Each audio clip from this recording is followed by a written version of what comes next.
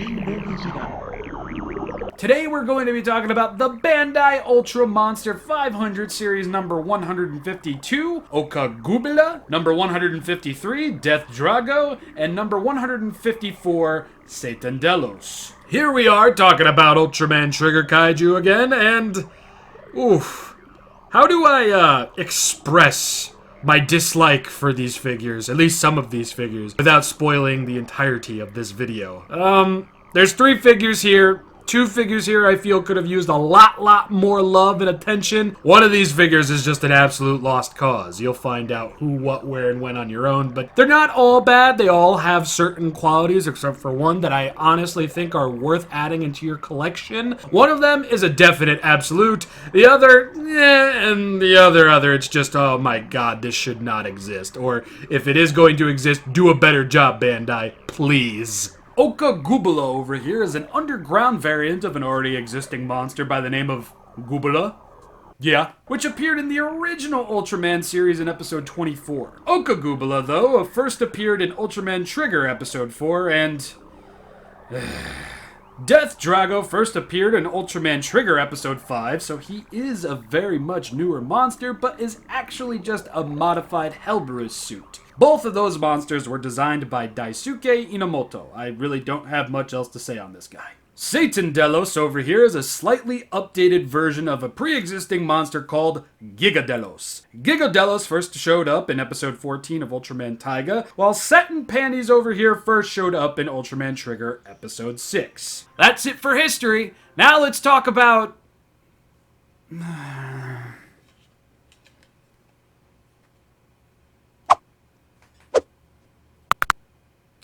I know this is the 500 line. I am very much aware that the 500 line are essentially budget figures, yes. But I look at 2 figures that I literally reviewed 20 minutes ago, King Joe and Power Dada, and I see brilliance, beauty, simple, yet effective. You know what I see when I look at this poor excuse for a figure?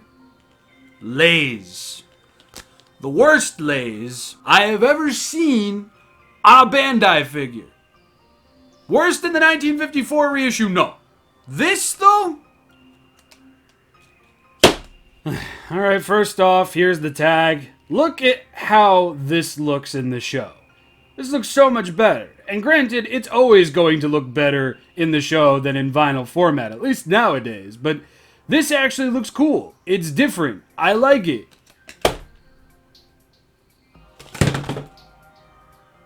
No. Yeah, number 152. Nothing on the inside, nothing on the back. The f*** is that? The f*** is that? This side looks a little bit better. This looks okay. They just didn't give a crap about this, and... I don't know what Gubila figures look like. I can't imagine they're this bad, but if they are, I probably would never be picking one up. This is bad. I don't like this figure at all.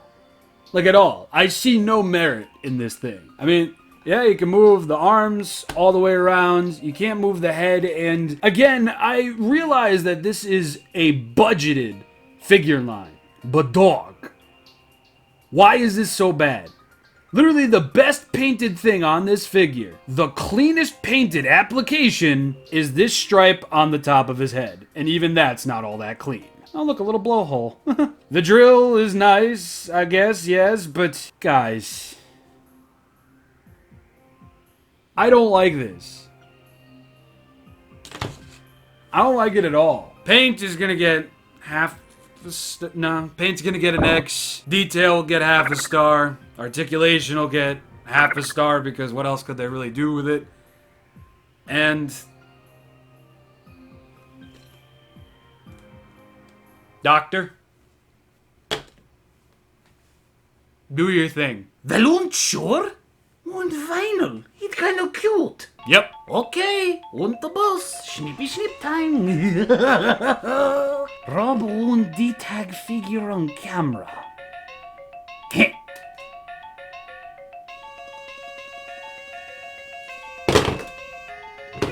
Oh dear. Und no feel well. I don't know what you're talking about. I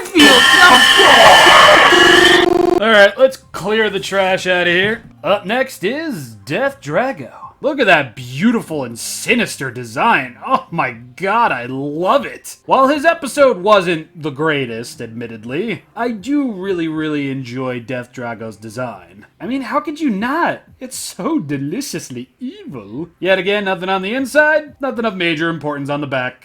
Deathdrago, more like protected Drago. Now, while I do love the design of this character, I do feel this figure is mostly underwhelming.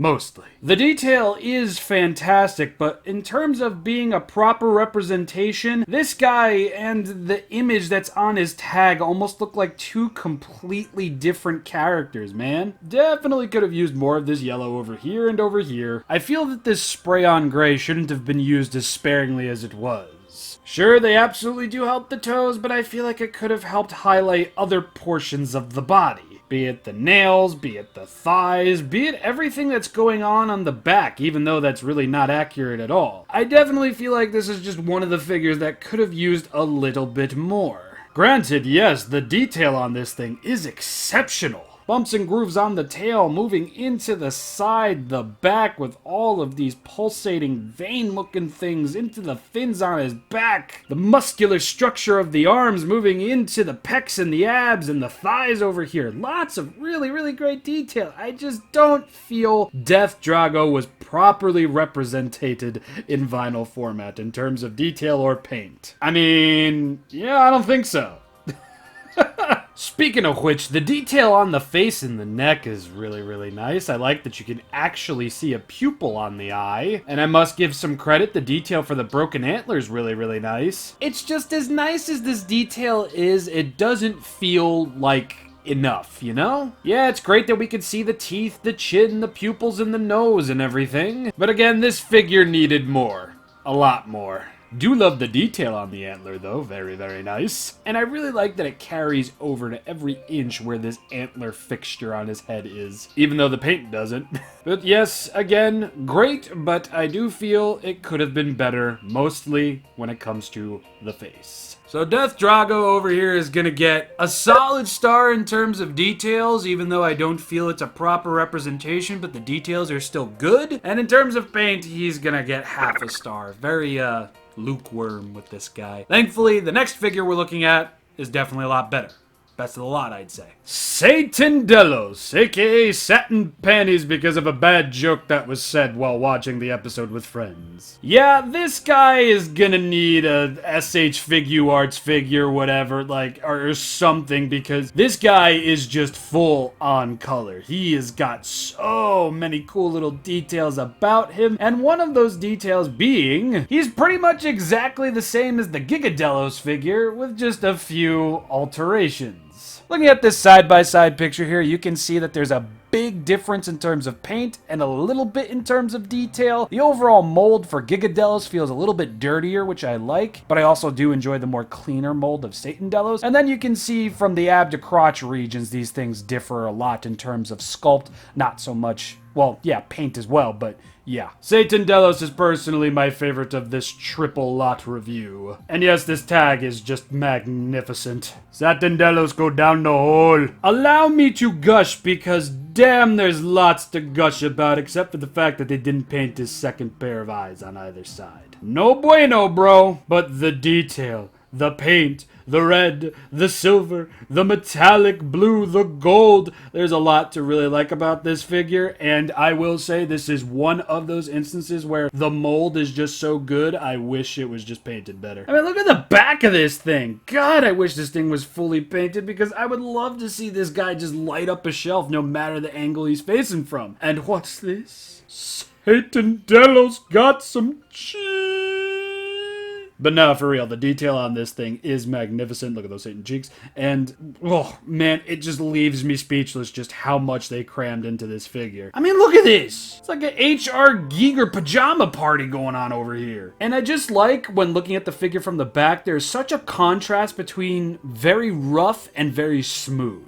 Like, comparing the arms to the armored portions of the shoulders is just, oh, it's eye candy, man. But flip the figure over to the side and we can see his mounted, well, hand cannon over here. Lots of exquisite detailing. And we got some metallic blue over here. This looks like Kabutops from Pokemon. Nice detail on the guns over here. Beautiful, solid metallic blue on the chest, although a little bit messy in the applications. Amazing detail in the abs section with more detail being brought forward with that metallic blue paint over here. Love it, love it, love it. More metallic blue on the shoulders over here, but of course, half painted. And more amazing details moving into the bicep, into the forearm, into the hand over here.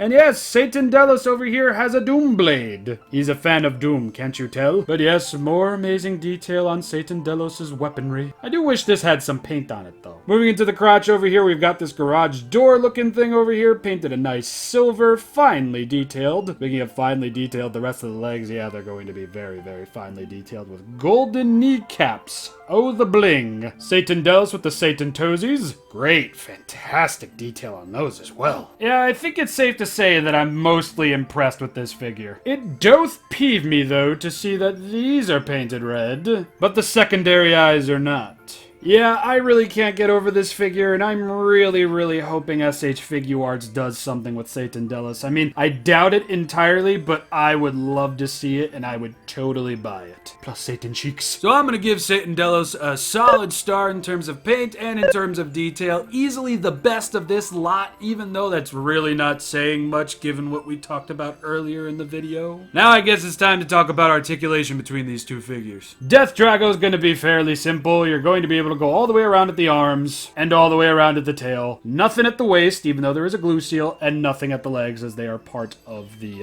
lower portion of the figure. Satandellos, same thing, all the way around at both arms, and you will get a torso swivel. Yeah, alright, Deathdrago gets a solid star in terms of articulation, and Satandellos gets a solid star in terms of articulation as well. In the description and in the comment section below, there will be custom purchase links for these figures using my affiliate link, so if you'd like to buy any of these two figures that are absolutely worth it, you can do so using my link and help the channel out. You don't have to, I'm just saying it's like, you know, you can do that. And hopefully this is the lowest point I will ever reach when talking about 500 series line figures, because yeah, I have reviewed some stinkers in the past, but Oka Gubila just, I didn't even talk about it in that video. I don't know what I'm talking about. Patrons, thank you so much for coming ShinRobjira. Patrons, all of you should check out my social media and my merch page. And yeah, use that Hobby Link Japan affiliate ShinRobjira link. That would mean a lot to me. With whatever I talk about next, I will see you all then and there.